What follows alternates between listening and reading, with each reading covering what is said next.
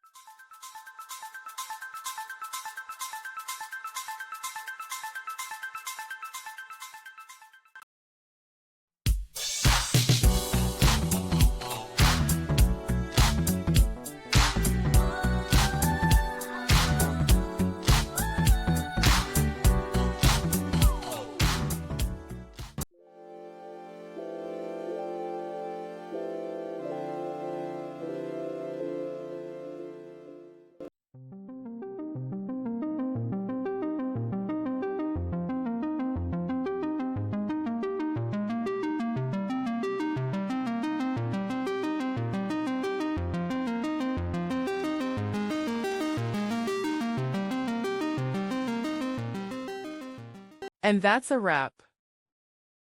I hope you found the answer you were looking for. If you did, take a second to hit that subscribe button. It really helps out.